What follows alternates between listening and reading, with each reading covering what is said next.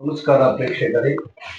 ಇವತ್ತಿನ ದಿವಸ ನಮ್ಮ ಬ್ರಹ್ಮಲಿಂಗೇಶ್ವರ ಯಕ್ಷವಾಹಿನಿಯಲ್ಲಿ 5ನೇ ಸಂಚಿಕೆಯಾದ ಈ ವಾಹಿನಿಯಲ್ಲಿ ಹವ್ಯಾಸಿ ಕಲಾವಿದರು ಹಾಗೂ ಸಂಘಟಕರು ಅರ್ಥಧಾರಿಗಳಾದ ಚಂದ್ರಶೇಖರ್ ಕವ್ವಾಳಿ ಇವರು ನಮ್ಮ ಸಂಸ್ಥೆಗೆ ಬಂದಿದ್ದಾರೆ. ಅವರಿಗೆ ಹೃತ್ಪೂರ್ವಕ ಸ್ವಾಗತ ಬಯಸುತ್ತೇನೆ. ನಮಸ್ಕಾರ. ನಮಸ್ಕಾರ ಭಾಗವತ್ರೆ. ಸರ್, ತಾವು ಯಕ್ಷಗಾನದಲ್ಲಿ ತುಂಬಾ ಪ್ರಸಂಗ ಬರ್ದಿದ್ದೀರಿ. ಹೌದು. ಅದು ಅಲ್ಲದೆ ವೇಷ ಮಾಡಿದ್ದೀರಿ. ಹೌದು. ಮತ್ತೆ ತಾಳಮದ್ದಲೆ ಅರ್ಥಧಾರಿ ಮಾಡಿದ್ದೀರಿ ಅಂತ ಹೇಳಿದ್ರಿ. ಹೌದು. ಆದ್ರೆ ಅದ್ರ ಮೊದಲು ನಾನು ಕೇಳ್ಬೇಕಾದ್ದು, ನಿಮ್ಮ ಬಾಲ್ಯ ಜೀವನ ಹೇಗಾಯ್ತು? ಬಾಲ್ಯ ಜೀವನದಿಂದ ನೀವು ಓದಿದ್ದೆಷ್ಟು? ಈ ಯಕ್ಷಗಾನಕ್ಕೆ ಬಂದ ಪರಿ ಹೇಗೆ? ಯಾಕೆ ಬಂದ್ರಿ? ನಿಮಗೆ ಯಾವ್ದು ಇಂಟ್ರೆಸ್ಟ್ ಆಗಿದೆ ಅಂತ ನಾನು ಕೇಳ್ತಿದ್ದೀನಿ.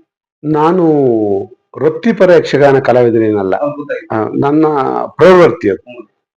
ನಾನು ಕೌಲಾಲಿ ಅಂತ ಹೇಳಿದ್ರೆ ಶಂಕರನಾರಾಯಣ ಗ್ರಾಮದ ಒಂದು ಹಳ್ಳಿಯೇ. ನಾವು ಕೃಷಿಕ ಕುಟುಂಬದಿಂದ ಬಂದವರು. ನನ್ನ ಪ್ರಾಥಮಿಕ ಶಾಲೆ ಮನೆ ಹತ್ತಿರದ ಕಾಜಾಡಿ ಶಾಲೆಯಲ್ಲ ಆಯ್ತು. ತದನಂತರ ನಾನು ಹೈಯರ್ ಪ್ರೈಮರಿಯಿಂದ ನನ್ನ ಸಿದ್ದಾಪುರದಲ್ಲಿ ಓದಿದೆ. ಅಂದ್ರೆ ನನ್ನ ಅಮ್ಮನ ಊರದು ಹೊಸಂಗಡಿ ಸಿದ್ದಾಪುರ, ಅಲ್ಲಿ ಓದಿದೆ. ಆಮೇಲೆ ಹೈಸ್ಕೂಲಿಗೆ ಮಾಮೂಲಿ ಶಂಕರನಾರಾಯಣಕ್ಕೆ ಬಂದೆ. ಶಂಕರನಾರಾಯಣ ಹೈಸ್ಕೂಲಿಂದ ಹಿಡಿದು PUC ತನಕ ಶಂಕರನಾರಾಯಣ. ತದನಂತರ ನಾನು ಬಸರೂರಿಗೆ ಬಂದೆ. ನನ್ನ ಗ್ರಾಜುಯೇಷನ್ ಬಸರೂರಲ್ಲಿ ಆಯ್ತು. ಇನ್ನು ಯಕ್ಷಗಾನದ ಬಗ್ಗೆ ಆಕರ್ಷಣೆ ಅಂತ ಹೇಳಿದ್ರೆ, ಬಾಲ್ಯದಿಂದಲೂ ನಾವು ಆಟ ನೋಡ್ಲಿಕ್ಕೆ ಹೋದಾಗ ಯಕ್ಷಗಾನದ ಬಗ್ಗೆ ಪ್ರತಿದಿನ ಆಕರ್ಷಣೆ ಜಾಸ್ತಿ ಆಗ್ತಾ ಹೋಯ್ತು.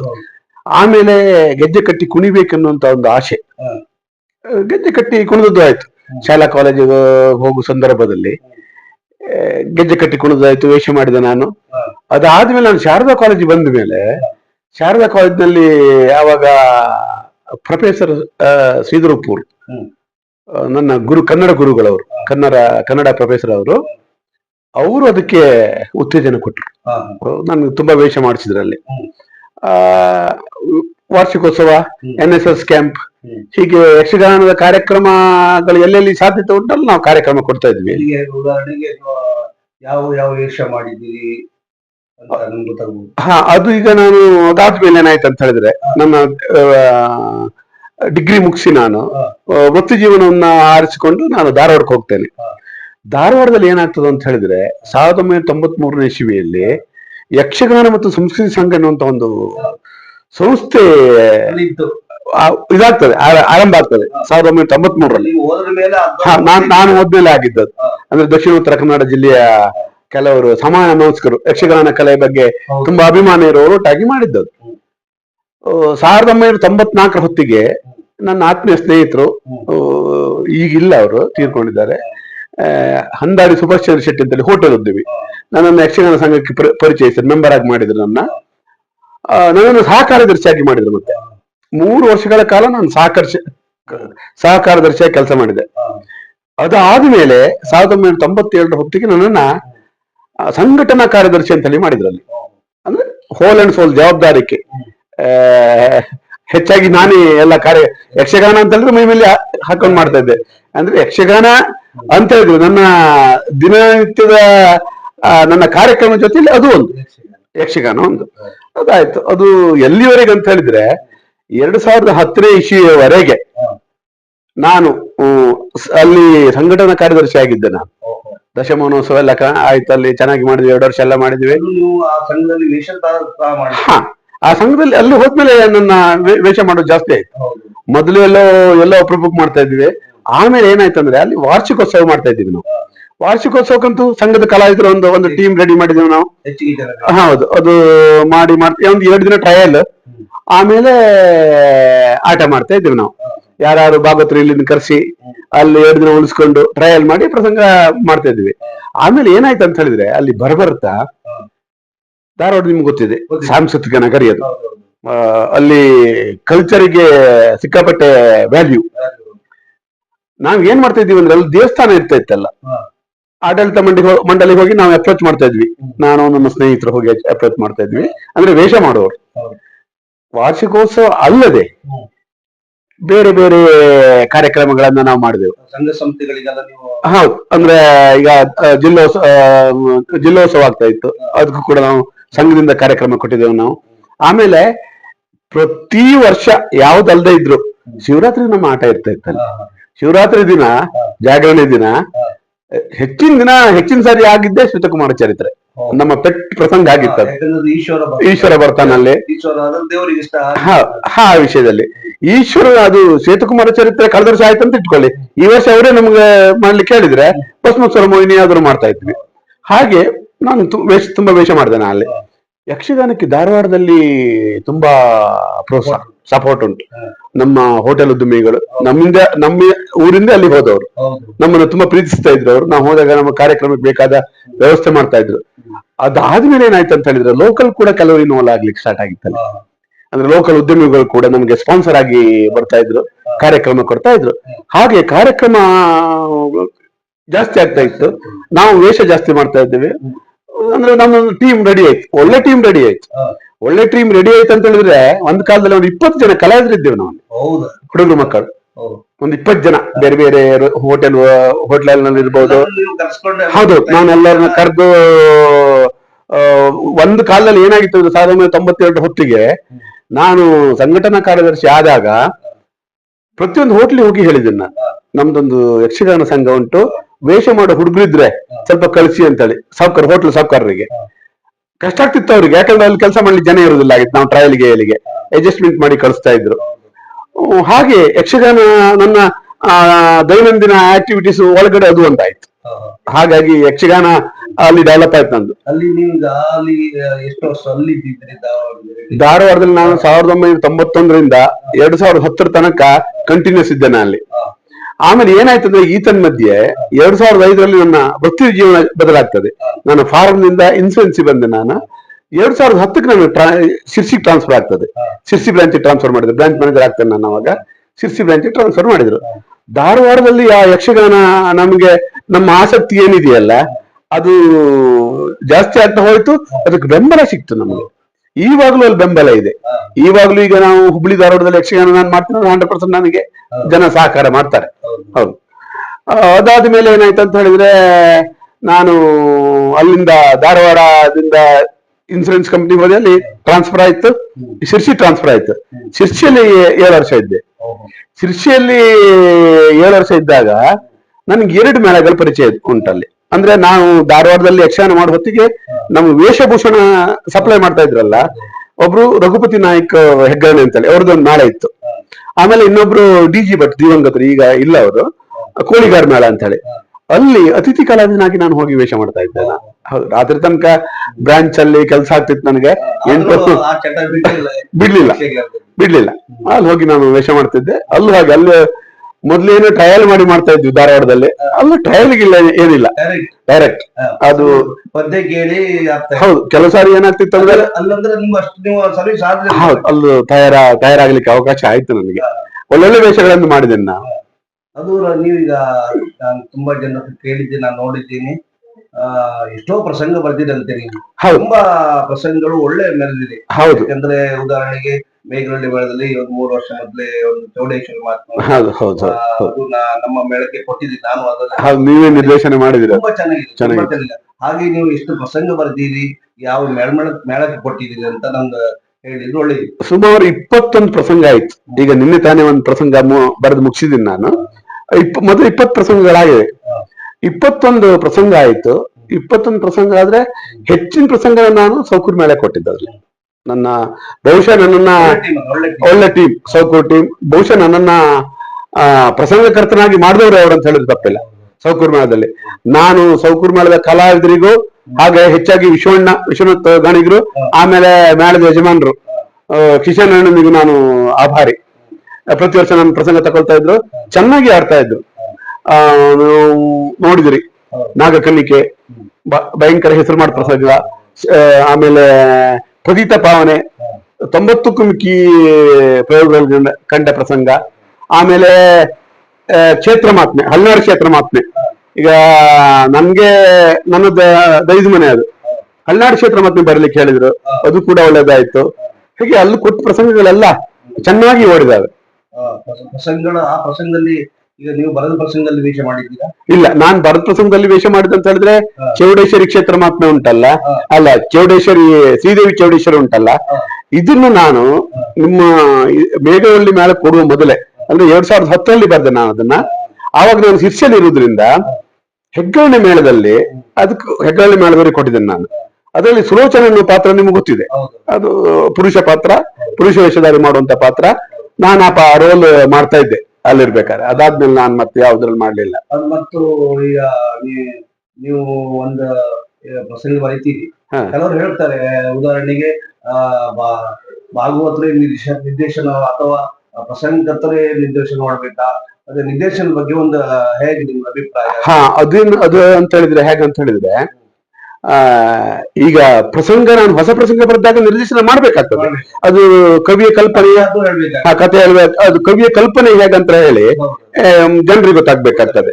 ನಿಮ್ಗೆ ನಾವು ಟ್ರಯಲ್ ಮಾಡೋ ಸಿಸ್ಟಮ್ ನೀವು ನೋಡಿದ್ರಿ, ಪದ್ಯ ಟು ಪದ್ಯ ನಾವು ಟ್ರಯಲ್ ಮಾಡಿದೀವಿ. ಯಾವ್ದು ಶ್ರೀದೇವಿ ಚೌಡೇಶ್ವರಿ ಮಾಡ್ಬೇಕಾದ್ರೆ ಮೇಲ್ಗೊಳ್ಳಿ ದೇವಸ್ಥಾನದಲ್ಲಿ ಕೂತು ಪದ್ಯ ಟು ಪದ್ಯ ಟ್ರಯಲ್ ಮಾಡಿದ್ವಿ. ನಾವು ಅದೇ ತರ ಟ್ರಯಲ್ ಮಾಡ್ತೀನಿ ನಾನು, ಎಲ್ಲ ಕಲಾವಿದರನ್ನ ಸೇರಿಸ್ಕೊಂಡು ಮಾಡ್ತೀವಿ. ಆದ್ರೆ ರಂಗ ನಿರ್ದೇಶನ ಯಾವಾಗ್ಲೂ ಭಾಗವತ್ರೆ. ಹೌದು, ಅದು ನಮ್ಗಲ್ಲಿ ಇಂಟರ್ಫಿಯರ್ ಆಗ್ಲಿಕ್ಕೆ ಆಗುದಿಲ್ಲ. ಕೆಲವರು ಉದಾಹರಣೆಗೆ ಹೇಳ್ತಾರೆ ಪ್ರಸಂಗಕರ್ತರು ಬಂದು ಪ್ರಸಂಗಕರ್ತರೇ ಅವ್ರು ನಿರ್ದೇಶನ ಮಾಡ್ಬೇಕು. ನನ್ನ ನಿಮ್ಮ ಅಭಿಪ್ರಾಯ ಹೇಳು ಸರಿ. ಯಾಕಂದ್ರೆ ಕಥೆಗಳನ್ನು ಹೇಳುವುದು ಮತ್ತೆ ಈ ರೀತಿ ಅಲ್ಲೆಲ್ಲ ಹೆಚ್ಚು ಕಡಿಮೆ ಆಗಿದ್ರೆ ಅಥವಾ ಏನೋ ಡಿಫ್ರೆನ್ಸ್ ಮಾಡ್ಬಿಟ್ಟಿದ್ದಾರೆ ಭಾಗವತ ಬಗ್ಗೆ ಮಾಡ್ತಾರೆ, ಅವಾಗ ನೀವು ಹೋಗಿ ಅದು ಹಾಗೆ ಮಾಡ್ಬಾರ್ದು ಹೀಗೆ ಮಾಡ್ಬೋದು ನೀವು ಸರಿ ಅಷ್ಟೊಂದು ನಾವು ಹೇಳ್ಬೋದು. ಬಿಟ್ರೆ ಮತ್ತು ರಂಗ ನಿರ್ದೇಶನ ಭಾಗವತ್ರೆ ಅದು ಇವಾಗೆಲ್ಲ ಯಾವಾಗಿಂದು ಭಾಗವತ್ರೆ ಇನ್ನೂ ಭಾಗವತ್ರೆ ಅವ್ರು ಆಗಿರ್ಬೇಕು. ಇಲ್ದೇ ಇದೇನಾಗ್ತದೆ ಗೊತ್ತಾ, ವ್ಯತ್ಯಾಸ ಕಂಡು ಬರ್ಬಹುದಲ್ಲಿ. ಈ ಪ್ರಸಂಗ ಬರೆಯುವುದಕ್ಕೊಂದು ದೊಡ್ಡ ಹಿಸ್ಟ್ರಿ ಇದೆ. ಈ ಕತೆ ಬರೆದು ಇಡುವಂತ ಅಭ್ಯಾಸ ಇತ್ತು ನನಗೆ, ನಾನು ಧಾರವಾಡದಲ್ಲಿ ಇರ್ಬೇಕಾದ್ರೆ. ಒಮ್ಮೆ ಏನಾಗ್ತದೆ ಅಂತ ಹೇಳಿದ್ರೆ, ನಮ್ಮ ಆತ್ಮೀಯ ಸ್ನೇಹಿತರು ನನಗೆ ಕರಾವಳಿಯಲ್ಲಿ ಜನಪ್ರಿಯ ಭಾಗವತ ರಾಘವೇಂದ್ರಮಯ್ಯ ಅವರೊಂದು ಸಾಲಿಗ್ರಾಮ ಮೇಳದ ಆಟ ಅಲ್ಲಿ ವ್ಯವಸ್ಥೆ ಮಾಡ್ಕೊಂಡಿದ್ರು. ಸ್ವಲ್ಪ ಕಲೆಕ್ಷನ್ ಆಗ್ಬೇಕಾಗಿತ್ತು.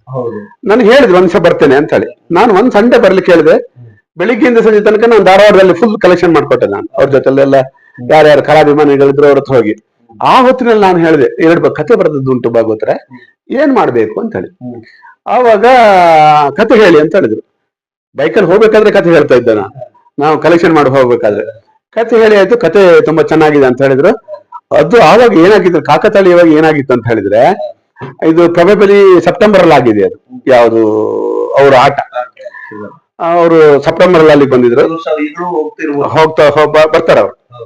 ಮಹಾಗಣಪತಿ ಯಕ್ಷಗಾನ ಮಂಡಳಿ ಬರ್ತಾ ಇದೆ. ಈಗ ಮೊದಲು ಸಾಲಿಗ್ರಾಮ ಮಾಡಿದ, ಆ ವರ್ಷ ಸಾಲಿಗ್ರಾಮ ಮಾಡಿದ ಆಯ್ತು, ಒಂದು 10 ಪ್ರಸಂಗ ಆಗಿತ್ತಪ್ಪ.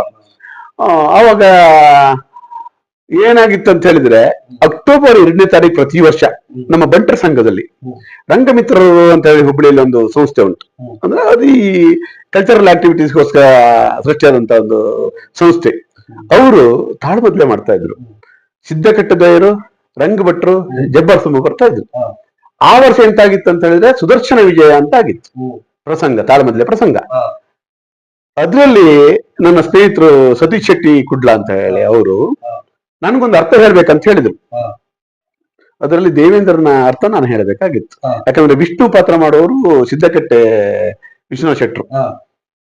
ಆವಾಗ ನಮ್ಮ ಮನೆಯಲ್ಲಿ ಮಧ್ಯಾಹ್ನದ ಊಟ ಹೊತ್ತಿಗೆ ರಾಘವೇಂದ್ರ ಮೇಯರು ಫೋನ್ ಮಾಡಿದ್ರು ಅವರಿಗೆ. ಚಂದ್ರಶೇಖರ್ ಶೆಟ್ಟರ್ ನಾನು ಮಾತಾಡ್ಬೇಕಾಗಿತ್ತು, ನಾಡ್ದವ್ರದ್ದು ಪಾತ್ರ ಉಂಟು ನಮ್ ಜೊತೆಯಲ್ಲಿ ಅಂತ ಹೇಳಿದ್ರು. ಆಮೇಲೆ ಹೇಳಿದ್ರು, 2 ಕತೆ ಕೊಡ್ತಾರೆ, ನೀವು ಇದು ಮಾಡಿ, ಅಂದ್ರೆ ಪ್ರಸಂಗ ಪದ್ಯ ಬರ್ಕೊಡ್ತು. ನನ್ನ ಪದ್ಯ ಬರ್ಲಿಕ್ಕೆ ಬರುದಿಲ್ಲ ಆಗಿತ್ತು, ಅವಾಗ ಕಲ್ಪನೆ ಇಲ್ಲ ಆಗಿತ್ತು. ಆವಾಗ ಹಾಗೆ ಹೇಳಿದ್ರು. ಆಮೇಲೆ ಅವರು ತಾಳ್ಮದ್ಲೆ ಬರುವಾಗ ನಾನು ಕಥೆಯನ್ನು 2 ತಗೊಂಡೋಗಿ ಕೊಟ್ಟೆ. ಯಾವ್ದು ಫಸ್ಟ್ ಬರೀರಿ, ಯಾವ್ದು ನೆಕ್ಸ್ಟ್ ಬರೀರಿ ಹೇಳಲೇ ಇಲ್ಲ. ನಾನು ಓದಿ ನಿಮಗೆ ಮಾತಾಡ್ತೀನಿ ಅಂತ ಹೇಳಿದ್ರೆ ಆ ದಿನ ತಾಳ್ಮದ್ಲೆ ಆಯ್ತು. ಆಮೇಲೆ 1 ತಿಂಗಳಲ್ಲಿ ಬರೆದ್ರು. ಅಕ್ಟೋಬರ್ ಆಯ್ತು, ನವೆಂಬರ್ ಅಲ್ಲಿ ಬರೆದ್ರು. ಪದ್ಯ ಬರ್ಕೊಟ್ರು. ಅದು ಕರುನಾಡ ಸಿರಿದೇವಿ ಅಂತೇಳಿ ಫಸ್ಟ್ ಪ್ರಸಂಗ ನಾನ್ ಬರ್ದದ್ದು. ಅದು 2009ರಲ್ಲಿ ರಿಲೀಸ್ ಆಯ್ತು. ಅದು ಅದೇನಾಯ್ತು ಅಂತ ಹೇಳಿದ್ರೆ, ಡಿಸೆಂಬರಿಗೆ ವಿಶ್ವಣ್ಣಿ ಮಾತಾಡಿದೆ ನಾನು, ಅಂದ್ರೆ ಕೋಡಿ ವಿಶ್ವನಾಥ್ ಗಾಣಿಗರು ಮಾತಾಡಿದೆ. ಡಿಸೆಂಬರ್ 6ನೇ ತಾರೀಕು ಒಂದು ಮದುವೆ ಪ್ರಯುಕ್ತ ನಾನು ಊರಿಗೆ ಬಂದವ, ಅವ್ರಿಗೆ ಪ್ರಸಂಗ ಪಟ್ಟಿ ಕೊಟ್ಟೆ. ಡಿಸೆಂಬರ್ 13ಕ್ಕೆ ಮಾವಿನಕಟ್ಟೆ ಬ್ರಹ್ಮಲಿಂಗೇಶ್ವರನ ಸನ್ನಿಧಿ ಹೊಸೂರಿನಲ್ಲಿ ಆಟ ಅಂತ ಆಯ್ತದು. ಇನ್ಫ್ಯಾಕ್ಟ್ ಅದು ಮಾಡೋರು ಮಾಡಿಸೋರು ನನಗೆ ಸಂಬಂಧದಲ್ಲಿ ಅಜ್ಜ ಆಗ್ತಾರೆ. ಹೊಸೂರು ದೇವಲ್ಕುಂದ್ ಹಿರೇನ್ ಶೆಟ್ಟರ್ ಅಂತಲ್ಲಿ ಹೀಗೆ ಇಲ್ಲ, ಅವರು ಯಜಮಾನಿಕೆಲ್ಲ ಆಗೋದು. ಮನೆಯವರಿಗೂ ಅವ್ರಿಗೆ ಗೊತ್ತಿಲ್ಲಾಗಿತ್ತು, ನನಗೂ ಅವರು ಮಾಡ್ತಾರ ಗೊತ್ತಿಲ್ಲಾಗಿತ್ತು ಆಟ ಆಗೋ ತನಕ. ಅಲ್ಲಿ ಬಿಡುಗಡೆ ಆಯ್ತು. ಶೌಕೂರ್ ಮಾಡ್ವೆ. ಅದು ಏನಾಗಿತ್ತು ಅಂತ ಹೇಳಿದ್ರೆ, ಅವ್ರು ಬರೆದು ಕೊಟ್ಟ ಪದ್ಯ, ಈಗ ಟೆಂಟ್ ಮೇಳದಲ್ಲಿ ನಿಮ್ಗೆ ಗೊತ್ತಿದೆ, ಅವರು ಎಷ್ಟು ಸಣ್ಣ ಕತೆ ಇದ್ರು ದೊಡ್ಡ ಕತೆ ಮಾಡ್ಕೊಂಡು ಹೋಗ್ತಾರೆ. ವಿಶ್ವಣ್ಣ ನನಗೆ ಫೋನ್ ಮಾಡಿ ಏನ್ ಹೇಳಿದ್ರೆ ಅಂತ ಹೇಳಿದ್ರೆ, ಆದ್ರೆ 6ನೇ ತಾರೀಕು ಕೊಟ್ಟಿದ್ದೀನಿ, 7ನೇ ತಾರೀಕು ಏನ್ ಹೇಳಿದ್ರೆ ಅಂತ ಹೇಳಿದ್ರೆ, ಚಂದ್ರಣ್ಣ ಇದು 4 ಗಂಟೆಗೆ ನಿಲ್ತದೆ, ಮತ್ತೆರಡು ಗಂಟೆ ಪ್ರಸಂಗ ಬೇರೆ ಮಾಡ್ಬೇಕಾಗ್ತದೆ, ಇಡೀ ರಾತ್ರಿ ಇತ್ತಲ್ವಾ. ಅವಾಗ ಎಂತ ಮಾಡುದು, ಪುನಃ ಫೋನ್ ಮಾಡಿದೆ ವಿಶ್ವಣ್ಣಿಗೆ. ಆವಾಗ ಸಾಲಿಗ್ರಾಮ್ ಮಾಡಿದ ಆಟ ಸ್ಟಾರ್ಟ್ ಆಗಿತ್ತು, ಸಾಲಿಗ್ರಾಮ್ ಮಾಡ್ದಲ್ಲ ಇದ್ರು. ಏನಾದ್ರು ಬೇಕಾದ್ರೆ 4 ಗಂಟೆಗೆ ಫೋನ್ ಮಾಡ್ಬೇಕು ಮಧ್ಯಾಹ್ನ ಅಂತ ಹೇಳಿದ್ರು ನನಗೆ, ಕಟ್ಟುನಿಟ್ಟಿನ ಮನುಷ್ಯ. ಅವಾಗ ಫೋನ್ ಮಾಡಿದೆ. ಫೋನ್ ಮಾಡಿದ ಕೂಡಲೇ ಹೇಳಿದ್ರು, ವಿಶ್ವನಾಥ್ ಶೆಟ್ಟಿ ಪದ್ಯ ಬರ್ಕೊಟ್ಟು ಕೌಲಾಳಿ ಚಂದ್ರಶೇಖರ್ ಶೆಟ್ಟಿ ಪ್ರಸಂಗ ಕರ್ತ ಆಗುದಾ, ಪದ್ಯ ಬರೀರಿ ಅಂತ ಹೇಳಿದ್ರು. ಇದು ಕೊಂಗಾಟಕ್ಕೆ ಹೇಳಿದ್ದವರು, ಇದಕ್ಕಲ್ಲ. ಆಮೇಲೆ ಹೇಳಿದ್ರು, ಅಂದ್ರೆ ಸ್ವಲ್ಪ ಕತೆ ಬಿಟ್ಟಿತ್ತು, ನಾವು ಮಧ್ಯದ ಕತೆ ಬೇಡ, ಇದು ಜಾಸ್ತಿ ಆಗ್ಬಹುದು ಏನೋ ಅಂತ ಬಿಟ್ಟಿತ್ತು. ಅದನ್ನು ಸೇರಿಸಿ ಪದ್ಯ ಬರೆಯಿರಿ, ದಿನ ರಾತ್ರಿ ಪದ್ಯ ಬರೆಯಿರಿ, 3-4 ದಿನ, ನನಗೆ ಒಂದು 80 ಪದ್ಯ ತನಕ ಬರೀರಿ ಅಂತ ಹೇಳಿದ್ರು. ಬಹುಶಃ ಅವ್ರಿಗೆ ಕಲ್ಪನೆ ಇತ್ತೇನೋ ಶಾರ್ಟ್ ಆಗ್ತದೆ ಅಂತ ಹೇಳಿ. ಒಂದು 80 ಪದ್ಯ ನಾನು ಅವ್ರ ಪದ್ಯ ಬರೆದು ನೋಡ್ಕೊಂಡು ಬರಲಿಕ್ಕೆ ಸ್ಟಾರ್ಟ್ ಮಾಡಿದೆ. ನಾನು ಬರ್ದು 4 ಗಂಟೆಗೆ ನಾನು ಆಫೀಸಲ್ಲಿ ಇರ್ತಿದ್ದೆ. ಅವಾಗ ಟ್ರೈನಿಂಗ್ ರೂಮಿಗೆ ಹೋಗಿ ಬಾಗಿಲು ಹಾಕೊಂಡು ಅವ್ರಿಗೆ ಫೋನ್ ಮಾಡ್ತಿದ್ದೆ, ಎಂತ ಪುಂಟು ಸರಿ ಉಂಟಲ್ಲ ಅನ್ನೋರು. ತಪ್ಪಿದ್ರೆ ಹೇಳು, ತಿದ್ದಿ ಕೊಡು. ಅದಾಯ್ತು. ಅದಾದ್ಮೇಲೆ ಪ್ರಸಂಗ ಆಯ್ತು, ಸಕ್ಸಸ್ ಆಯ್ತು. ಅಲ್ಲಿಂದ ನೀವು ಪ್ರಸಂಗ ಬರ್ಲಿ. ಆಮೇಲೆ 2ನೇ ಪ್ರಸಂಗಕ್ಕೆ ಮತ್ತೊಂದು ವರ್ಷ ಬರ್ಕೊಟ್ರು. ಆದ್ರೆ ನಂಗೆ ಆ ಪ್ರಸಂಗ ಆ ವರ್ಷ ರಿಲೀಸ್ ಮಾಡ್ಲಿಕ್ಕೆ ಆಗಿಲ್ಲ. ಬೇರೆ ಒಂದು ಪ್ರಸಂಗ ರಿಲೀಸ್ ಮಾಡುವಂತ ಸಂದರ್ಭ ಬಂತು, ಆ ಪ್ರಸಂಗ ರಿಲೀಸ್ ಮಾಡ್ಲಿಕ್ಕೆ ಆಗಿಲ್ಲ. 2 ಪ್ರಸಂಗಕ್ಕೆ ಅವ್ರು ಪದ್ಯ ಬರ್ಕೊಟ್ರು. ಆಮೇಲೆ ನಾನೇ ಬರ್ಲಿಕ್ಕೆ ಸ್ಟಾರ್ಟ್ ಮಾಡಿದೆ. ಅಭ್ಯಾಸ ಆಗ್ತಾ ಹೋಯ್ತು ಅದು ಬರಲಿಕ್ಕೆ. ಪ್ರಸಂಗ ಬರೋದಿದ್ದು ನೀವು ಇಲ್ಲ, ಆದ್ರೆ ಒಂದು ಮಾಡ್ತೇನೆ ನಾನು ಪ್ರಸಂಗ ಬರ್ದಾದ ತಕ್ಷಣ ನಾನು ಶಿರ್ಷೆಯಲ್ಲಿ ಇರ್ಬೇಕಾದ್ರೆ ನನ್ನ ಕುಣಿತವ್ರು ಒಬ್ರು ಭಾಗವತರಿದ್ದಾರೆ, ಬರ್ತೋಟ್ ಗಣಪತಿ ಭಟ್ ಅಂತ ಹೇಳಿ, ಒಳ್ಳೆ ಭಾಗವತರು. ಅವ್ರಿಗೆ ತೋರಿಸ್ಬೇಕು. ಅಂದ್ರೆ ಹಳೆ ಮಟ್ಟ ಅವ್ರದ್ದು, ಯಾವ ಮಟ್ಟಿಂದು ಹೇಗೆ ನಿಮ್ಗೆ ಗೊತ್ತಿದೆ, 165 ಮಟ್ಟಿದೆ ಅಂತೆ, 165ಕ್ಕಿಂತ ಹೆಚ್ಚಿಂದು. ಅವರು ಅದನ್ನು ಓದ್ತಾರೆ, ಓದಿ ಎಲ್ಲರೂ ಸ್ವಲ್ಪ ಎಲ್ಲರೂ ಹೆಚ್ಚು ಕಡಿಮೆ ಇದ್ರೆ ತಿದ್ದಿ ಕೊಡ್ತಾರೆ, ತಿದ್ದಿ ನನ್ಗೆ ವಾಪಸ್ ಕೊಡ್ತಾರೆ. ಕಳೆದ ವರ್ಷ ಕೊಟ್ಟಾಗ ಏನು ತಪ್ಪಿಲ್ಲ ಅಂತ ಹೇಳಿದ್ರು, ಒಂದ್ ಸ್ವಲ್ಪ ತಪ್ಪಿಲ್ಲ ಈ ಸಾರಿ, ಪರ್ಫೆಕ್ಟ್ ಬರಿತೀರಿ ಈಗ ಅಂತ ಹೇಳಿದ್ರು. ಅದಾದ್ಮೇಲೆ ಅದು ನಾನು ಕೊಡ್ತಾರೆ, ನಾನು ಅದನ್ನ ಮೇಳೆ ಕೊಡ್ತೀನಿ. ಅದೇ ಮೇಳೆ ಕೊಟ್ಟಾಗ ಯಾವ ಮೇಳ ಅಂತ ನಿರ್ಧಾರ ಮಾಡ್ಕೊಂಡು, ನಿಮ್ಗೆ ಗೊತ್ತಿದೆ ಈಗ, ಹಾಗೆ ನಿರ್ಧಾರ ಮಾಡ್ಕೊಂಡು ನಾನು ನಿಮ್ಮ ಹತ್ರ ಬಂದು ಟ್ರಯಲ್ ಮಾಡಿದ್ವಲ್ಲ, ಹಾಗೆ ಟ್ರಯಲ್ ಮಾಡಿ ಆಟ ಮಾಡಿಸಿ ಬಿಟ್ಬಿಡುದು, ಮತ್ತವ್ರು ಮಾಡ್ಕೊಂಡು ಹೋಗ್ತಾರೆ. ಆಮೇಲೆ ಆಟಕ್ಕೆ ಹೋದ್ರೆ ನಾನು ದೂರ ಕೂತ್ಕೊಂಡು ಆಟ ನೋಡ್ತೇನೆ ಬಿಟ್ರೆ ಚೌಕಿ ಹೋಗುದಿಲ್ಲ, ಚೌಕಿಯ ತುದಿಯಲ್ಲೇ ಹೋಗುದು. ಹೋಗಿ ಆಟ ಚೆನ್ನಾಗಿದೆಯಾ, ಎಲ್ಲಿ ಎಂತ ಆಗಿದೆ ಅಂತ ಹೇಳಿ, ಡಿಫರೆನ್ಸ್ ಆಗಿದೆ ಅಂತ ಹೇಳಿ. ಹೆಚ್ಚು ಆಟ ನಾನು ನೋಡಿದ್ದಂತ ಹೇಳಿದ್ರೆ ಹಳ್ನಾಡು ಕ್ಷೇತ್ರ ಮಾತ್ಮೆ. ಯಾಕಂದ್ರೆ ಹಳ್ನಾಡು ಕ್ಷೇತ್ರ ಮಾತ್ಮೆ ಬರ್ದಾಗ ಕ್ಷೇತ್ರ ಮಾತ್ಮೆ ಆಗಿರ್ಬೇಕು, ಅಲ್ಲಿನ ಕ್ಷೇತ್ರನ ನಾವು ಪ್ರತಿನಿಧಿಸ್ಬೇಕು. ಸಮಯಕ್ಕೋಸ್ಕರ ಕೆಲವರು ಕಲಾವಿದರು ಅದಾಗಬಾರ್ದು, ಯಾಕಂದ್ರೆ ಕ್ಷೇತ್ರಕ್ಕೆ ಅಪಚಾರ ಆಗ್ತದೆ ಸ್ವಲ್ಪ ಹೆಚ್ಚು ಕಡಿಮೆ ಆದ್ರೂ. ಸಾಮಾಜಿಕ ಪ್ರಸಂಗ ಹೇಗೂ ನಡೀತದೆ, ಅದು ಹಾಗಲ್ಲ ಹೀಗಲ್ಲ ಅಂತ ನಾವು ಮತ್ತೆ ಸರಿ ಹೇಳ್ಬೋದು, ಅದನ್ನ ಹೀಗೆ ಮಾಡ್ಕೊಂಡಿದೀವಿ ಅಂತ ಹೇಳಿ. ಇದು ಹಾಗಾಗೋದಿಲ್ಲ. ಹಳ್ನಾಡು ಕ್ಷೇತ್ರ ಮಾತ್ಮೆ ಬರ್ದಾಗ ಒಂದು 3-4 ಸಾರಿ ನಾನು 3-4 ಸಾರಿ ಪ್ರಸಂಗ ನೋಡಿದ್ದೀನಿ. ನಾನು ಅದನ್ನ ನೋಡಿ ತಿದ್ದುಪಡಿ ಹೇಳಿದ್ದೀನಿ. ಅದು ಸೌಕೂರ್ ಮಾಡಿದ ಕಲಾವಿದ್ರು ಗಟ್ಟಿ ಮೇಳ, ಗಟ್ಟಿ ಕಲಾವಿದ್ರು ಇದ್ರು. ಮತ್ತೆ ಅಲ್ಲಿ ದಿಗ್ದರ್ಶನ ಹಾಗೆ ಇತ್ತು. ನಾವು ಬಿಟ್ಟು ಬಂದ್ರ ಮೇಲೆ ಅದನ್ನ ಏನೂ ಆಗ್ಲಿ ಅಂತ ಹೇಳಿ ಮಾಡುದಿಲ್ಲ, ಹಾಗೆ ಮಾಡ್ಕೊಂಡು. ಹಾಗೆ ಈಗ ನೀವು ಮದುವೆ ಆಗೋ ಮೊದಲೇ ನಿಮ್ಗೆ ಗೊತ್ತಿತ್ತ ನಿಮ್ಮ ಹೆಂಡತಿಗೆ ಯಕ್ಷಗಾನ ಹುಚ್ಚಿದೆ ಇವರಿಗಂತೆ? ಇಲ್ಲ, ಗೊತ್ತಿಲ್ಲಾಗಿತ್ತು. ಈಗ ತುಂಬಾ ಸಪೋರ್ಟ್ ಮಾಡ್ತಿದ್ರ? ಹೌದು, ಮಾಡ್ತಾ ಇದ್ದಾರೆ. ಹೆಂಡತಿ ಹೆಸರೇನು, ಮಕ್ಕಳು ಎಷ್ಟು? ಹೆಂಡತಿ ಜ್ಯೋತಿ ಶೆಟ್ಟಿ ಅಂತ ಹೇಳಿ. ಏನು ಉದ್ಯೋಗ ಏನು ಮಾಡ್ತಿದ್ರ? House wife. ನನ್ನ ಯಕ್ಷಗಾನಕ್ಕೆ ಅವಳಿಂದ ಏನು ತೊಂದರೆ ಇಲ್ಲ, ಅವರಿಂದ ನಿಮ್ಗೆ ಸಪೋರ್ಟ್ ಉಂಟು. ಆಮೇಲೆ ನಾನ್ ಪಾತ್ರ ಮಾಡಿದಾಗ ಅವ್ರಿಗೆ ಸಾಧ್ಯ ಬಂದು ನೋಡ್ತಾ ಇದ್ಲು. ಈಗ ಸಿರ್ಸೆಲ್ ನೋಡ್ಲಿಕ್ಕೆ ಆಗ್ತಾ ಇರಲಿಲ್ಲ, 1-2 ಬಿಟ್ರೆ. ಯಾಕಂದ್ರೆ ನಾವು ಹಳ್ಳಿಯಲ್ಲಿ ಹೋಗಿ ಪಾತ್ರ ಮಾಡ್ಲಿಕ್ಕೆ ಹೋಗ್ತಾ ಇದ್ದೆ. ಹೆಂಡತಿಯಿಂದ ನಿಮ್ಗೆ ತುಂಬಾ ಸಪೋರ್ಟ್ ಉಂಟು. ಹೋಗಬೇಡಿ ಅಂತ ಇಲ್ಲ, ಆ ಪ್ರಶ್ನೆನೇ ಇಲ್ಲ. ಅದು ಪ್ರಸಂಗ ಬರೀತೀರಿ, ಅದನ್ನು ಎಲ್ಲ ಮೇಳಕ್ಕೆ ಕೊಡ್ತಾ ಇದ್ದೀನಿ ನಾನು. ಮಕ್ಕಳ ಹೆಸರು? ಒಬ್ಬಳೆ ಮಗಳು ಯಶಸ್ವಿನಿ ಶೆಟ್ಟಿ ಅಂತ ಹೇಳಿ, ಸಾಫ್ಟ್ವೇರ್ ಇಂಜಿನಿಯರ್. ಅವಳಿಗೀಗ ಆ ಒಂದು 3-4 ವರ್ಷ ಸಣ್ಣವಳು ಇರ್ಬೇಕಾದ್ರೆ ವೇಷ ಮಾಡಿಸಿದ್ನು ಬಾಲಗೋಪಾಲ. ನಾವು ದೊಡ್ಡವ್ರ ಆಟ ಮಾಡ್ಬೇಕಾದ್ರೆ ಬಾಲಗೋಪಾಲ ಅವಳು ಮತ್ತೆ ಅವಳೊಬ್ಬಳು ಸ್ನೇಹಿತ ಇದ್ಲು, ಅವ್ರಿಗೆ ಕಲ್ಸಿ ವೇಷ ಮಾಡಿಸಿದೀವಿ. ಅವರಿಗೆ ಸುಬ್ರಹ್ಮಣ್ಯ ಐತಲ್ಲ ಬೈಲೂರು ಭಾಗವತರು, ಅವರು ಆವಾಗ ಬರ್ತಾ ಇದ್ರು ನಮ್ಮಲ್ಲಿ, ಅವರೇ ಬರ್ತಾ ಇದ್ರು ಅವಾಗ. ಅವ್ರಿಬ್ರಿಗೆ ಕಲ್ಸಿದವ್ರು ಅವ್ರೆ, ನಮ್ಮನ್ನು ತಿದ್ದವ್ರು ಅವ್ರೆ. ಈಗ ನನಗೂ ಹಾಗೆ, ನನಗೆ ಭರ್ತೊಟ್ಟು ಭಾಗವತರು, ಉಮೇಶ್ ಭಟ್ ಬಾಡ, ಸುಬ್ರಹ್ಮಣ್ಯ ಐತಾಳ್ರು, ಇವರೆಲ್ಲ ನಮ್ಮನ್ನ ಸ್ವಲ್ಪ ತಿದ್ದಿದವರು ನಾವು ವೇಷ ಮಾಡುವ ಹೊತ್ತಿಗೆ. ಕೃಷ್ಣ ಆಚಾರ್ಯರು ಇವರೆಲ್ಲ ನಮ್ಮನ್ನ ತಿದ್ದಿ ನಮ್ಮ ಪಾತ್ರ ಹೇಗ್ ಮಾಡ್ಬೇಕಂತೇಳಿ ಹೇಳಿಕೊಟ್ಟವ್ರು ಅವ್ರು. ಸರ್, ನೀವು ಒಂದು ಹುಬ್ಬಳ್ಳಿಯಲ್ಲಿ ಒಂದು ಸಂಘ ಸಂಸ್ಥೆಯನ್ನು ಮಾಡಿದ್ದೀರಿ, ಅದ್ರಲ್ಲಿ ಒಂದು ಒಳ್ಳೊಳ್ಳೆ ಪ್ರಯೋಗ ಮಾಡಿದ್ದೀರಿ ಅಂತ ಕೇಳಿದೆ.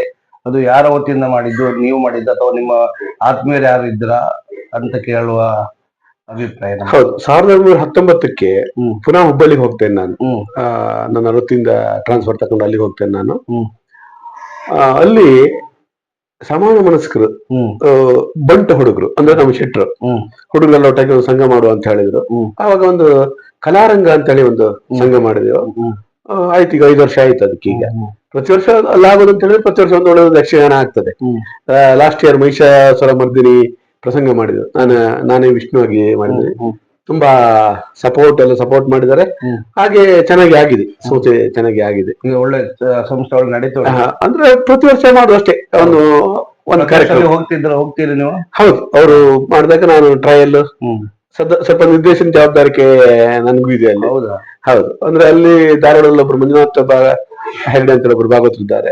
ಮತ್ತೆ ಮನೋಹರ್ ಹೆಗ್ಡೆ ಮಡಮಕ್ಕಿ ಮೇಳದ ಭಾಗವತರು ನಮ್ಮ ಸ್ನೇಹಿತರವರು, ಅವರು ಬರ್ತಾ ಇದ್ದಾರೆ. ಆದ್ಮೇಲೆ ಸೇರಿ ಒಂದು ಈಗ ಯಕ್ಷಗಾನ ಬಗ್ಗೆ ಹೇಳೋದಂದ್ರೆ, ಕೆಲವರು ಹೇಳ್ತಾರೆ ಯಕ್ಷಗಾನ ಮುಂದೆ ಜೀವನ ಕಷ್ಟ, ಯಕ್ಷಗಾನ ಉಳಿಯುವುದು ಕಷ್ಟ ಅಂತ ಅಭಿಪ್ರಾಯ ಕೆಲವ್ರದ್ದು. ಆದ್ರೆ ಎಲ್ಲರ ಅಭಿಪ್ರಾಯ ಆಗಲ್ಲ. ಯಕ್ಷಗಾನ ಉಳಿಯುತ್ತದೆ. ಯಕ್ಷಗಾನ ಅದು ದೇವರ ಮೇಳ, ದೇವರನ್ನು ತೋರಿಸುವ ಒಂದು ಕಲೆ, ಹಾಗಾಗಿ ಅದು ಯಾವಾಗೂ ಅಳಿದು ಹೋಗುವುದಿಲ್ಲ ಅಂತ ಅರ್ಥ ಉಂಟು. ಅದು ಕೆಲವರು ಹೇಳೋರು ಇದ್ದಾರೆ. ಆದ್ರೆ ನಿಮ್ಮ ಅಭಿಪ್ರಾಯ ಹೇಗದು? ಯಕ್ಷಗಾನಕ್ಕೆ ಅಳಿವಿಲ್ಲ. ನೀವು ನೋಡಿ, ಮೊದ್ಲೆಷ್ಟು ಮೇಳ ಇತ್ತು ಹೇಳಿ ನಮ್ಮ ಬಾಲ್ಯದಲ್ಲಿ? ಇಲ್ಲೊಂದು ಮೇಳ ಇತ್ತು. ಈಗ ಎಷ್ಟು ಮೇಳ ಆಗಿದೆ? 45ಕ್ಕೂ ಹೆಚ್ಚಿನ ಮೇಳಗಳು ನಡೀತಾ ಇಲ್ವಾ ಈಗ? ಪ್ರತಿಯೊಂದು ಮೇಳಗಳು ನಡೀತಾರೆ. ಸಪೋರ್ಟ್ ಏನಾದ್ರು ಸಪೋರ್ಟ್ ಅಂದ್ರೆ ಈಗ ಜನ ಸಪೋರ್ಟ್ ಮಾಡ್ತಿದ್ದಾರೆ ಅಂತ ಅರ್ಥ ಅಲ್ಲವಾ? ಅದರ ಅರ್ಥ ಜನ ಸಪೋರ್ಟ್ ಮಾಡ್ತಿದ್ದಾರೆ, ಮೇಳಗಳು ನಡೀತಿದ್ದಾರೆ 45 ಅಂತ ಹೇಳಿದ್ರೆ ಎಲ್ಲ ಪ್ರೇಕ್ಷಕರೇ, ಕಲಾಭಿಮಾನಿಗಳೇ, ಅಂದ್ರೆ ಆರಾಧಕರು, ಯಕ್ಷಗಾನ ಆರಾಧಕರು ನಡೀತಾ ಇದೆ. ಆಮೇಲೆ ಏನ್ ಗೊತ್ತಾ, ಯಾವುದೇ ಒಂದು ಮೇಳ, ನನ್ನ ಅಭಿಪ್ರಾಯ ಹೇಳೋದು ನಾನು, ಯಶಸ್ವಿಯಾಗಿ ನಡಿಬೇಕಾದ್ರೆ ಕಾರಣ ದೇವಸ್ಥಾನದ ಸಪೋರ್ಟ್ ಬೇಕಾಗ್ತದೆ. ಯಾವ ದೇವಸ್ಥಾನದಿಂದ ಆ ಮೇಳ ಹೊರತದೋ ಆ ದೇವಸ್ಥಾನದ ಸಪೋರ್ಟ್ ಬೇಕಾಗ್ತದೆ. ಅವರು ಸಹಾಯ ಮಾಡ್ಬೇಕು. ಯಾಕಂದ್ರೆ ಅವರ ಆ ದೇವಸ್ಥಾನದ ಧಾರ್ಮಿಕ ಹಾಗೂ ಸಾಂಸ್ಕೃತಿಕ ರಾಯಭಾರಿ ಮೇಳ ಅಲ್ವಾ? ಹೌದೌದು. ಅವ್ರು ಸಪೋರ್ಟ್ ಮಾಡ್ಬೋದು, ದೇವಸ್ಥಾನದವ್ರು ಸಪೋರ್ಟ್ ಮಾಡಿದ್ರೆ ಮತ್ತು ಇಂಪ್ರೂವ್ ಆಗ್ತದೆ. ಮತ್ತೆ ಯಜಮಾನ್ರಿಗೆ ಕಷ್ಟ ಆಗುದಿಲ್ಲ, ಫೈನಾನ್ಷಿಯಲಿ ಬರ್ಡನ್ ಆಗುದಿಲ್ಲ, ಫೈನಾನ್ಷಿಯಲ್ ಬರ್ಡನ್ ಎಲ್ಲ ಆಗುದಿಲ್ಲ. ಹಾಗಾಗಿ ಮೇಳದವರಿಗೆ ಆ ಕ್ಷೇತ್ರ ಸಪೋರ್ಟ್ ಮಾಡ್ಬೇಕಾಗ್ತದೆ. ಈಗ ಕೊನೆಯದಾಗಿ ನಿಮ್ಮ ಹತ್ರ ಕೇಳ್ತಿದ್ದೇನೆ, ನಮ್ಮ ಬ್ರಹ್ಮಲಿಂಗೇಶ್ವರ ಯಕ್ಷವಾಹಿನಿಯಲ್ಲಿ ಬಂದಿದ್ದೀರಿ. ಈ ಯಕ್ಷವಾಹಿನಿಯಲ್ಲಿ ನಿಮ್ಮನ್ನು ಕರ್ಸಿದ್ದು 5ನೇ ಸಂಚಿಕೆ, ಇದು 4 ಜನ ಆಗಿ ಮುಗಿದಿದೆ. ಈ 5ನೇ ಸಂಚಿಕೆಯಲ್ಲಿ ನಿಮ್ಗೆ ಈ ಯಕ್ಷಗಾನ, ನಮ್ಮ ಯಕ್ಷವಾಹಿನಿ ಅಭಿಪ್ರಾಯ ಹೇಗೆ? ಅದ್ರ ಬಗ್ಗೆ ಇದೊಂದು ಬಹುಶಃ ಈ ಯಕ್ಷರಂಗದಲ್ಲೇ ಕ್ರಾಂತಿಕಾರಿ ಬೆಳವಣಿಗೆ ಅನಿಸ್ತದೆ. ಯಾಕಂದ್ರೆ ಹವ್ಯಾಸಿಗಳನ್ನು ಯಾರು ಕರೆದವರು ಇಲ್ಲ. ಅಲ್ಲೊಂದು ವೇಷ ಮಾಡೋದು, ಹಾಗೆ ಮಾಡೋದು ಬಿಟ್ರೆ ಯಾರು ಕರೆದು ಅವ್ರನ್ನ ಇಂಟ್ರೊಡ್ಯೂಸ್ ಮಾಡೋರಿಲ್ಲ. ತುಂಬಾ ಜನ ಅಂತ ಫೇಮಸ್ ಆದವರು ಇದ್ದಾರೆ, ತುಂಬಾ ಜನ ಇದ್ದಾರೆ. ತಲೆ ಮರೆಯ ಕಾಯಿಗಟ್ಟೆ ಎಷ್ಟು ಜನ ಇದ್ದಾರೆ. ನೀವು ಅವರನ್ನು ಕರೆದು ಅವ್ರನ್ನ ಇಂಟ್ರೊಡ್ಯೂಸ್ ಮಾಡೋದು ಭಾರಿ ಒಳ್ಳೆ ಕೆಲಸ ಇದು. ಹೀಗೆ ಇದು ಮುಂದುವರಿಲಿ. ದೇವರು ನಿಮಗೆ ಬ್ರಹ್ಮಲಿಂಗೇಶ್ವರ ಹಾಗೂ ಬಸವೂರು ಮಹಾಲಿಂಗೇಶ್ವರ ನಿಮಗೆ ಆಯುರ ಆರೋಗ್ಯ ಭಾಗ್ಯ ಸಂಪದ ಕೊಡ್ಲಿ. ಆಮೇಲೆ ಮುಂದೆ ನಿಮ್ಮ ವಾಹಿನಿ ಕೂಡ ಹಾಗೆ ಉತ್ತಮ ರೀತಿಯಲ್ಲಿ ನಡೆಯುವ ಹಾಗೆ ಅನುಗ್ರಹ ಮಾಡ್ಲಿ. ನನ್ನಂತವ್ರನ್ನ ಕರೆದು ಇಂಥ ಕಾರ್ಯಕ್ರಮ ಮಾಡಿಸಿರುವುದಕ್ಕೆ ನಿಮಗೆ ತುಂಬಾ ಧನ್ಯವಾದಗಳನ್ನು ನಾನು ಕೂಡ ವಾಹಿನಿಗೆ ಅರ್ಪಿಸ್ತೇನೆ. ವೈಯಕ್ತಿಕವಾಗಿ ತಿಮ್ಮಪ್ಪ ಭಾಗವತರಿಗೂ ಕೂಡ ತುಂಬಾ ಧನ್ಯವಾದಗಳು. ಹಾಗೆ ನಮಸ್ತೆ ಪ್ರೇಕ್ಷಕರೇ, ಈಗ 5ನೇ ಸಂಚಿಕೆಯಲ್ಲಿ ಕವ್ವಾಳಿ ಚಂದ್ರಶೇಖರ್ ಶೆಟ್ಟರ್ ಅವರು ನಮ್ಮೊಟ್ಟಿಗೆ ಇದ್ದು ಇಷ್ಟೊತ್ತಿಗೆ ಮಾತಾಡಿ ಯಕ್ಷಗಾನದ ಬಗ್ಗೆ ವಿವರಣೆ ಕೊಟ್ಟು ಅವರ ಜೀವನ ಚರಿತ್ರೆ ಹೇಳಿದ್ದಾರೆ. ಹಾಗೆಯೇ ಮುಂದಿನ 6ನೇ ಸಂಚಿಕೆಯಲ್ಲಿ ಇನ್ನೋರ್ವ ಹವ್ಯಾಸಿ ಕಲಾವಿದರನ್ನು ಕರೆತಂದು ಇಲ್ಲಿ ನಮ್ಮ ಯಕ್ಷವಾಹಿನಿಯಲ್ಲಿ ಅವರನ್ನು ಪ್ರಸಾರ ಮಾಡುತ್ತೇವೆ. ಹಾಗೆ ನೀವು ಸಹ ಪ್ರೇಕ್ಷಕರಾದ ನೀವು ನಮಗೂ ಸಪೋರ್ಟ್ ಮಾಡ್ಬೇಕಂತ ಕೇಳಿಕೊಳ್ಳುತ್ತಾ ಈ ಒಂದು ಕಾರ್ಯಕ್ರಮ ಮುಗಿಸಿದೆವು. ಧನ್ಯವಾದಗಳು. ನಮಸ್ಕಾರ.